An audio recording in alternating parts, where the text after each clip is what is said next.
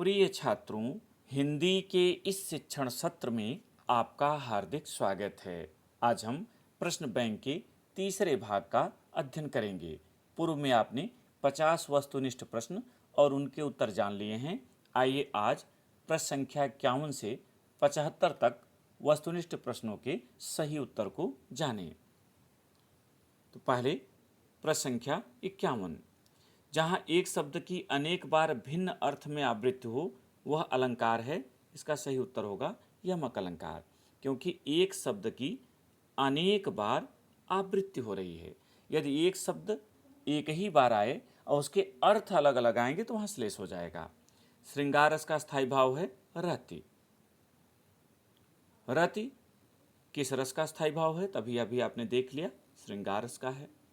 मैं सत्य कहता हूँ सखे, सुकुमार मत जानो मुझे, यमराज से युद्ध में प्रस्तुत सदा मानो मुझे, में कौन सा रस प्रयुक्त है? तो यह अभिमन्यु का अपने सारथी के प्रतिकथन है और इसमें वीर रस है।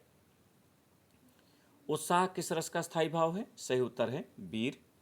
साज चतुरंग सैन अंग में उमंग धारी, सरजा शिवाजी जंग जीतन चलत हैं, में कौन सा रस प्रयुक्त है? यहाँ भी उत्तर होगा वीर रस, क्योंकि शिवाजी की वीरता की यहाँ चर्चा है। जो संपत शिवराव नहीं दीन दिए दसमात, सो संपदा विभीषण नहीं सकुच दीन रघुनाथ, में कौन सा रस प्रयुक्त है? यहाँ 4 विकल्प हैं, रौद्र, भयानक, वीर और शांत। लेकिन अब अगर आप ध्यान देंगे तो यहाँ शांत रस ही सीधे सीधे दिखाई दे रहा है। वीर रस यहाँ संदेह उत्पन्न कर रहा है, इसलिए इसमें आप शांत रस चुनेंगे। हे खग मृग हे मधुकर श्रेणी, तुम देखी सीता मृग नैनी, में रस प्रयुक्त है। सही उत्तर है श्रृंगार। यहाँ श्रृंगार का दूसरा भेद वियोग श्रृंगार है, चूंकि संयोग और वियोग 2 होते हैं, यहाँ वियोग श्रृंगार है। चौपाई के प्रत्येक चरण में मात्राएं होती हैं। उत्तर होगा 16। बंदों गुरुपद पदुम परागा, सुरुचि सुवास सरस अनुरागा, अमीय मूरिमय चूरन चारु, समन सकल भव रुज परिवारु, में प्रयुक्त पंक्तियों में कौन सा छंद नियुक्त है? यहाँ होगा चौपाई छंद, क्योंकि इस चौपाई के प्रत्येक छंद माने प्रत्येक अर्धाली में प्रत्येक चरण में 16-16 मात्राएं हैं। दोहा छंद के पहले एवं तीसरे चरण में मात्राएं होती हैं। तो पहले और तीसरे में होती हैं 13, दूसरे और चौथे में होती हैं 11। राम नाम मणिदीप धरु, जीह देहरी द्वार, तुलसी भीतर बाहिरहु, जो चाहस उजियार, में प्रयुक्त छंद है। यहाँ पर दोहा छंद होगा, ध्यान दीजिएगा। आप अगर इसे देखेंगे तो पहले और तीसरे में 13 और दूसरे और चौथे में 11 मात्राएं मिलेंगी। इसी तरह 63वां प्रश्न भी है, मेरी भव बाधा हरो, राधा नागर सोई, जातन की झाई परे, श्याम हरित दुत होय, में प्रयुक्त छंद।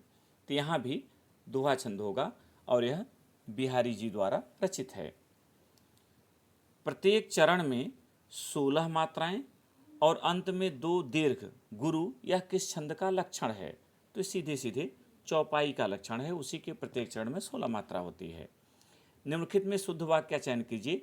ऐसे में आप ध्यान दीजिएगा कि कई वाक्य आपको सही दिखेंगे, एक से अधिक, लेकिन उनमें चिन्ह भी देखिएगा कि चिन्ह सही है कि नहीं। जैसे तुम्हारा नाम क्या है, तुम्हारा नाम क्या है, दोनों सही लिखे गए हैं, लेकिन यहाँ चिन्ह गलत है। यह प्रश्नवाचक है, इसलिए ये सही होगा तुम्हारा नाम क्या है प्रश्नवाचक चिन्ह के साथ। माता पिता दिन रात आदि के बीच किस विराम चिन्ह का प्रयोग हुआ है? तो यहाँ होगा योजक चिन्ह। ये 2 शब्दों को आपस में जोड़ता है या उनके बीच विभाजन करता है। अस्थि शब्द का तद्भव बताइए। इसका अस्थि का होगा हड्डी।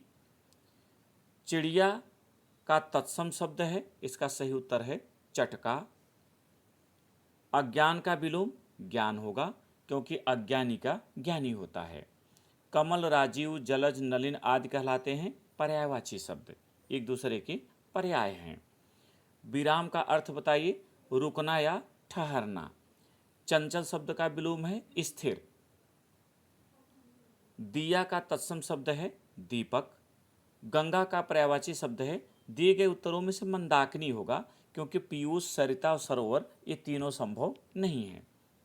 और आज का अंतिम 75वां प्रश्न, निकेतन शब्द का पर्यायवाची है, इसका सही उत्तर होगा गृह। अगले भाग में शेष 28 प्रश्नों के साथ उपस्थित होंगे। तब तक के लिए बहुत बहुत धन्यवाद।